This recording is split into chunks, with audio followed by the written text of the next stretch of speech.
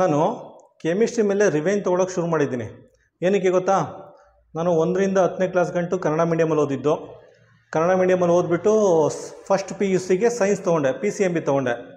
PCMB ತೊಗೊಂಡು ಕಾಲೇಜಿಗೆ ಹೋದರೆ ಏನೂ ಅರ್ಥ ಆಗ್ತಾ ಇರಲಿಲ್ಲ, ಕೆಮಿಸ್ಟ್ರಿ ಒಂದು ಸ್ವಲ್ಪನೂ ಅರ್ಥ ಆಗ್ತಾ ಇರಲಿಲ್ಲ.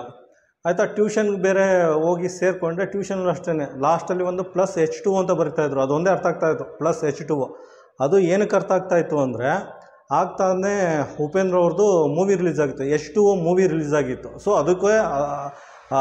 ಅದಕ್ಕೋಸ್ಕರ ಅದೊಂದು H2O ಅನ್ನೋದು ಮಾತ್ರ ಅರ್ಥ ಆಗ್ತಾಯಿತ್ತು. ಸರ್ ಅದು ಟ್ಯೂಷನ್ನಲ್ಲಿ ಸರ್ ಬರಿತಾಯಿದ್ರು ಈಕ್ವೇಷನ್ನು, ಇಷ್ಟು ಶುದ್ಧ ಬರಿತಾಯಿದ್ರು. ಬೇರೆಯವ್ರಿಗೆಲ್ಲ ಅರ್ಥ ಆಗ್ತಾ ಅವ್ರು ಹೇಳ್ತಾರೆ, ಈಕ್ವೇಷನಲ್ಲಿ ಹೇಳ್ತಾರೆ. ನಾನು ಲಾಸ್ಟಲ್ಲಿ +H2O ಅಂತ ಜೋರಾಗಿ ಕೂಗಿ ಹೇಳ್ತಾಯಿದ್ದೆ. ಪ್ರತಿ ಸಲ ಈಕ್ವೇಷನ್ ಬರೆದಾಗಲೂ ನಾನು ಲಾಸ್ಟಲ್ಲಿ +H2O ಅಂತ ಬಂದ ತಕ್ಷಣ +H2O ಅಂತ ಹೇಳ್ತಾಯಿದ್ದೆ. ಏನು ಪೂರ್ತಿ ಈಕ್ವೇಷನ್ ಕಲ್ತಿರೋ ನನಗೆ ಎಕ್ಸ್ಪ್ಲೇನ್ ಮಾಡ್ತಾಯಿದ್ದೆ. ಸರ್ ಬೈತಾಯಿದ್ರು, ನೀನು ನೀರಲ್ಲೇ H2O ಅದರಲ್ಲೇ ಮುಳುಗಿ ಹೋಗ್ಬಿಡ್ತೀಯ ಅಂತ ಸರ್ ಬೈತಾಯಿದ್ರು. ಆಯಿತಾ, ಈ ರೀತಿ ನಂದು ಕೆಮಿಸ್ಟ್ರಿ. ಮತ್ತು ಲ್ಯಾಬ್ಗೆ ಹೋದರೆ ಏನಾಗ್ತಾಯಿತ್ತು ಅಂದರೆ, 3 ಜನ ಸಂತೋಷ್ ಅಂತ ಫ್ರೆಂಡ್ಸ್ ಇದ್ದರು. ನಾವು ಸಂತೋಷ್ ಕುಮಾರು, ಸಂತೋಷ್ MN, ಸಂತೋಷ್ HP 3 ಜನ ಇದ್ದರು.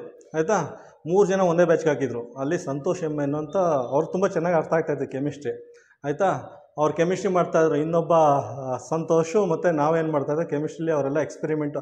ಸರ್ ಹೇಳೋದೆಲ್ಲ ಅವ್ರಿಗೆ ಅರ್ಥ ಆಗ್ತಾಯಿದ್ರು, ಅರ್ಥ ಮಾಡ್ಕೊತಾಯಿದ್ರು. ಅವ್ರು ಎಕ್ಸ್ಪೆರಿಮೆಂಟ್ ಮಾಡ್ತಾಯಿದ್ರು. ನಾವೇನು ಮಾಡ್ತಾಯಿದ್ವು ಅಂದರೆ, ಇನ್ನೊಬ್ಬರು ಸಂತೋಷ್ ಕುಮಾರು ಎಲ್ಪ್ ಮಾಡ್ತಾಯಿದ್ರು, ಅವ್ರಿಗೆ ಅಸಿಸ್ಟ್ ಮಾಡ್ತಾಯಿದ್ರು. ನಾನೇನು ಮಾಡ್ತಾಯಿದ್ದೆ, ಅದು ಬೀಕರು, ಜಾರು ಮತ್ತು ಟೆಸ್ಟ್ ಟ್ಯೂಬು ಅದನ್ನೆಲ್ಲ ತೊಳಿತಾ ಇದ್ದೆ.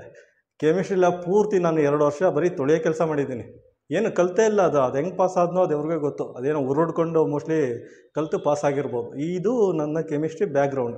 ಏಕೆಂದರೆ ನಾನು ಕೆಮಿಸ್ಟ್ರಿ ಕಲಿಯೋಕ್ಕೆ ಸ್ಟ್ರಗಲ್ ಮಾಡಿದ್ನಲ್ಲ, ಆ ಸ್ಟ್ರಗಲ್ ಬೇರೆ ಮಕ್ಕಳು ಮಾಡಬಾರ್ದು ಅಂದ್ಬಿಟ್ಟು ನಾನು ಕೆಮಿಸ್ಟ್ರಿನ ನರ್ಸರಿ ಮಕ್ಕಳಿಗೆ ಹೇಳ್ಕೊಡೋಕ್ಕೆ ಶುರು ಮಾಡಿದ್ದೀನಿ. ಯಾವ ರೀತಿ ಹೇಳ್ಕೊಡ್ತಾ ಇದ್ದೀನಿ ಅಂದರೆ, ನರ್ಸರಿ ಮಕ್ಕಳಿಗೆ ಸಾಮಾನ್ಯವಾಗಿ pre-KG, LKG, UKG ಮಕ್ಕಳಿಗೆ A for apple, B for ball, C for cat ಈ ರೀತಿ ಹೇಳ್ಕೊಡ್ತಾರೆ. ನಾವು ಯಾವ ರೀತಿ ಹೇಳ್ಕೊಡ್ತಾ ಇದ್ದೀವಿ ಅಂದರೆ, A for aluminium, B for boron, C for carbon, D for dubnium, E for einsteinium ಈ ರೀತಿ ಕೆಮಿಕಲ್ ಎಲಿಮೆಂಟ್ನ ಹೇಳ್ಕೊಡ್ತಾ ಇದ್ದೀವಿ. ಅಟ್ಲೀಸ್ಟು ನರ್ಸರಿ ಮಕ್ಕಳು ಮಿನಿಮಮ್ ಒಂದು 26 ಎಲಿಮೆಂಟ್ನಾರು ಕಲ್ತ್ಕೊಂಡಿರ್ತಾರೆ, ಎಲಿಮೆಂಟ್ಸು ಕಲ್ತ್ಕೊಂಡಿರ್ತಾರೆ ಮಕ್ಕಳು. ಮತ್ತು ಅದ್ರ ಜೊತೆಗೆ ಏನು ಮಾಡ್ತೀವಿ, ಆ್ಯಸಿಡು, ಬೇಸು, ನೋಬಲ್ ಗ್ಯಾಸಸ್ಸು ಮತ್ತು ವೇಲೆನ್ಸಿ ಇದನ್ನೆಲ್ಲ ಸಾಂಗ್ ರೀತಿ ಬರ್ಕೊಂಡು ಹಾಡು ಹೇಳ್ಕೊಂಡು ಡ್ಯಾನ್ಸ್ ಮಾಡ್ಕೊಂಡು ಮಕ್ಕಳು ಕಲಿತಾ ಇದ್ದಾರೆ.